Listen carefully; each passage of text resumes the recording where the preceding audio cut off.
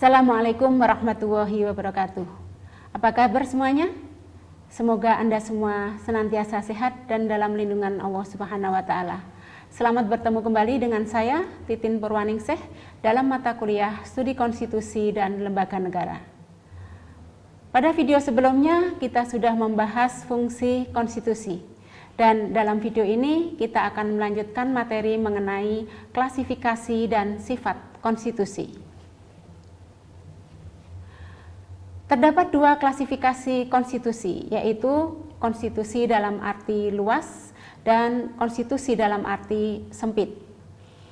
Konstitusi dalam arti luas meliputi konstitusi yang tertulis dan tidak tertulis. Dan konstitusi dalam arti sempit yaitu konstitusi yang tertulis saja. Jadi selama ini kalau kita bicara mengenai konstitusi, kita selalu mengacu kepada konstitusi yang tertulis saja, Undang-Undang Dasar. Padahal dalam realisasinya ada kesepakatan-kesepakatan yang menjadi praktik dalam ketatanegaraan yang tidak tercantum di dalam konstitusi. Bagaimana dengan Indonesia? Apakah ada konstitusi di Indonesia yang tidak tertulis? Biasanya kita mengacu kepada konstitusi yang tertulis, yaitu UUD 1945.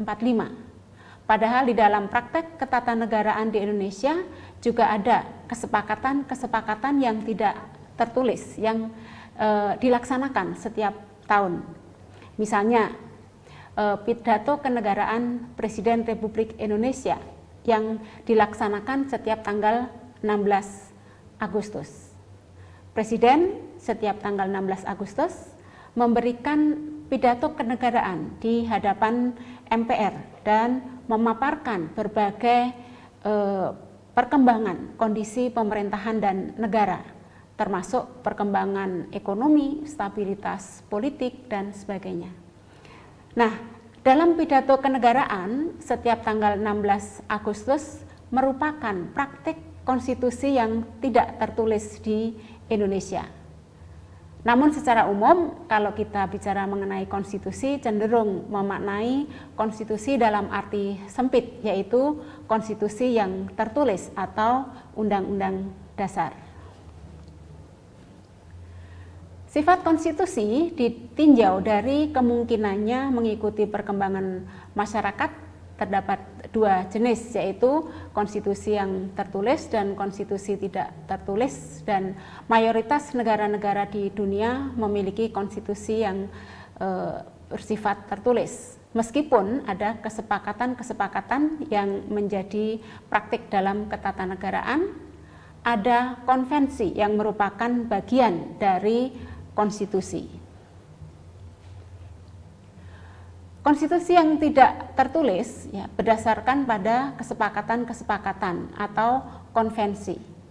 Ada 3 syarat konvensi, yaitu pertama, diakuinya dan dipergunakan berulang dalam praktek penyelenggaraan negara, kemudian tidak bertentangan dengan UUD 45 dan memperhatikan pelaksanaan UUD 45. Dalam prakteknya di Indonesia, pidato kenegaraan oleh Presiden di hadapan MPR setiap tanggal 16 Agustus itu merupakan bagian dari konvensi. Tidak disebutkan di dalam konstitusi, namun dipraktikkan di dalam penyelenggaraan negara setiap tahunnya. Ditinjau dari metode pengubahannya, sifat konstitusi juga terbagi menjadi 2, yaitu konstitusi yang rigid, yaitu konstitusi yang kaku, di mana sulit untuk melakukan perubahan. Harus ada metode, ada syarat-syarat tertentu yang harus dipenuhi untuk melakukan perubahan. Kemudian yang kedua, konstitusi yang fleksibel, yaitu konstitusi yang mudah untuk dilakukan perubahan, sebagaimana perubahan di dalam undang-undang biasa. Dilihat dari sifat sifat dari konstitusi tersebut, Undang-Undang Dasar 1945 itu termasuk yang rigid, ya. kita bisa melihat di dalam pasal 37 konstitusi kita yang menyatakan ya di dalam ayat 1 pasal 37 menyatakan bahwa usul perubahan pasal-pasal Undang-Undang Dasar dapat diagendakan dalam sidang Majelis Permusyawaratan Rakyat apabila diajukan sekurang-kurangnya oleh sepertiga dari jumlah anggota MPR. Kemudian setiap usul perubahan pasal-pasal Undang-Undang Dasar diajukan secara tertulis dan ditunjukkan dengan jelas bagian mana yang diusulkan untuk dirubah beserta alasannya. Untuk mengubah pasal-pasal Undang-Undang Dasar, sidang Majelis Permusyawaratan Rakyat dihadiri oleh sekurang-kurangnya 2/3 dari jumlah anggota Majelis Permusyawaratan Rakyat. Kemudian juga putusan untuk mengubah pasal-pasal Undang-Undang Dasar dilakukan dengan persetujuan sekurang-kurangnya 50% ditambah 1 anggota dari seluruh anggota Majelis Permusyawaratan Rakyat. Kemudian, khusus mengenai bentuk negara kesatuan Republik Indonesia tidak dapat dilakukan perubahan. Dari ketentuan tersebut, untuk merubah Undang-Undang Dasar 45 ada beberapa syarat yang harus dipenuhi, yaitu diusulkan minimal oleh sepertiga anggota MPR, kemudian harus jelas pasal-pasal mana yang akan dirubah, kemudian harus dihadiri oleh minimal 2/3 ya dari jumlah anggota MPR dan harus disetujui minimal 50% plus 1 dan tidak diperbolehkan merubah bentuk negara NKRI. Dengan demikian maka untuk merubah Undang-Undang Dasar 1945 sangat sulit dan rumit sehingga konstitusi kita itu dilihat dari metode pengubahannya termasuk dalam kategori konstitusi yang rigid. Ada syarat-syarat tertentu yang harus dipenuhi untuk merubah konstitusi atau untuk melakukan amandemen terhadap konstitusi kita.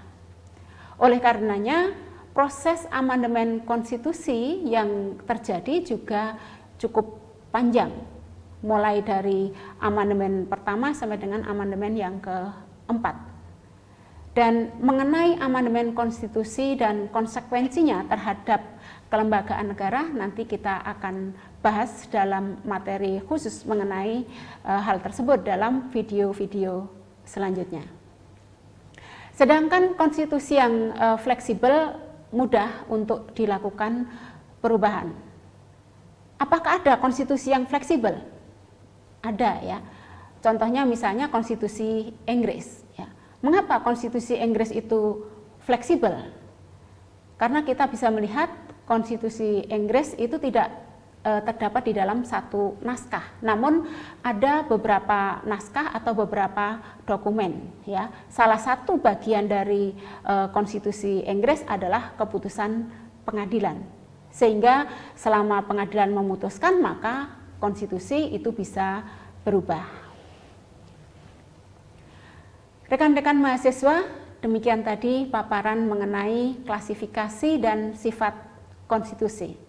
Terima kasih atas perhatiannya dan sampai ketemu dalam video berikutnya. Assalamualaikum warahmatullahi wabarakatuh.